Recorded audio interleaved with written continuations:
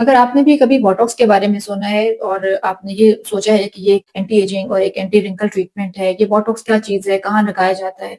अक्सर आप बोटॉक्स और फिलर तो बहुत सारी चीज़ों को आपस में मिक्स भी कर रहे होते हैं। तो मैंने सोचा कि मैं आज आपको बताती हूँ कि ये बोटॉक्स असल में क्या चीज़ है। बोटॉक्स एक बायोलॉजिकल एजेंट है, एक बैक्टीरियल टॉक्सिन है, जो कि मसल्स को रिलैक्स करता है। इसको मसल्स में 2 तरीकों से लगाया जाता है। 2 वजूहात की बिना पर लगाया जाता है। एक इसको एंटी एजिंग के लिए लगाया जाता है, एक इसको कुछ बीमारियों के इलाज के लिए भी लगाया जाता है। अब सवाल ये पैदा होता है कि जब हम इसको as an anti ageing use करते हैं, तो कहाँ-कहाँ पर यूज़ कर सकते हैं और वहाँ पर इसके आफ्टर इफेक्ट्स क्या होंगे? बोटॉक्स मसल्स को चूंकि रिलैक्स कर देता है, इसका मतलब ये नहीं है कि वो परमानेंट होता है। अब चूंकि ये बायोलॉजिकल एजेंट है, तो हर बायोलॉजिकल एजेंट की एक लाइफ है। तो इसी तरह से बोटॉक्स की भी 3 से 6 महीने की लाइफ होती है। बहुत कभी-कभार कुछ लोगों में ये 8 माह तक या 9 माह तक भी लास्ट कर जाता है। अब इसकी इतनी लाइफ की वजह क्या होती है? क्योंकि ये इसकी एक उसके बाद ये डीएक्टिवेट हो जाता है। जब बोटॉक्स को हम as an anti ageing product use करेंगे, तो फिर हमें उसे इंजेक्ट करना होगा मसल के अंदर। और फेस के मसल में चूंकि हमें रिंकल्स नजर आते हैं और सबसे ज्यादा रिंकल्स हमें उन मसल्स में नजर आते हैं जो सबसे ज्यादा काम करते हैं। हम चूंकि इंसान हैं, हम बात कर रहे हैं, एक्सप्रेशंस दे रहे हैं, गुस्सा आ रहा है, हंस रहे हैं, एस्टॉनिश हो रहे हैं, वरी हो रहे हैं, तो ये सब एक्सप्रेशंस होते हैं जो कि हमारे मसल्स हमें दे रहे होते हैं। अब इनमें से किन मसल्स को हमने सॉफ्ट करना है और वीक करना है ताकि हमारे जो इमोशंस हैं वो बरकरार रहें। तो उसके लिए हमें फेस की एनाटमी और ये पता होना बहुत जरूरी है कि किन हिस्सों पे हमें बोटॉक्स लगाना है, किन मसल्स को हमें वीक करना है और किन मसल्स को हमें नॉर्मल रखना है। उसके लिए हमें फोरहेड के ऊपर जो रिंकल्स हैं जो कि बहुत डीप लाइंस हैं, उनके ऊपर अकॉर्डिंगली उनके कुछ यूनिट्स लगाए जाते हैं। हर मसल में अपने यूनिट डिफाइंड है कि इस यूनिट इतने मसल में इतना यूनिट लगेगा और इस रिंकल में हमें इतना यूनिट लगेगा।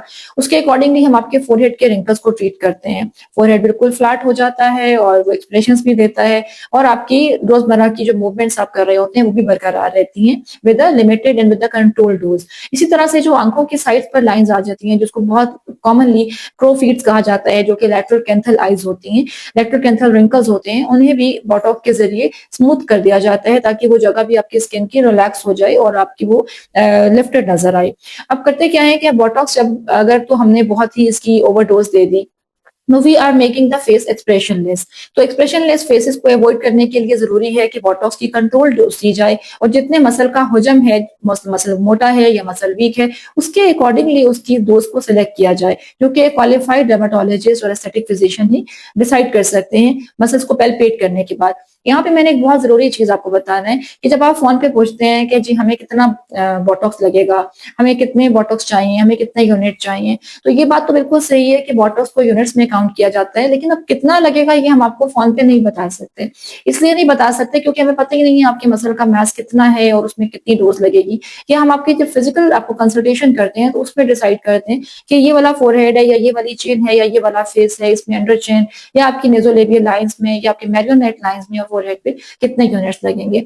अब दोबारा चलते हैं बोटॉक्स की थेराप्यूटिक डोज की तरफ। अगर हम थेराप्यूटिक ट्रीटमेंट पे बात करें तो बोटॉक्स जो है कुछ चीजों की ट्रीटमेंट में भी दिया जाता है, जैसे कि कुछ लोगों को नेक स्पैस्म हो जाता है, उनकी नेक में दर्द होता है, एक परसिस्टेंट क्रॉनिक पेन है, कुछ लोगों को माइग्रेन है और बहुत ज्यादा सवेर हर वक्त सर में दर्द रहता है जिसमें कि उनके जो हेड के मसल्स हैं वो टाइटन अप हो जाते हैं, टेम्पोरल मसल्स टाइटन अप हो जाते हैं।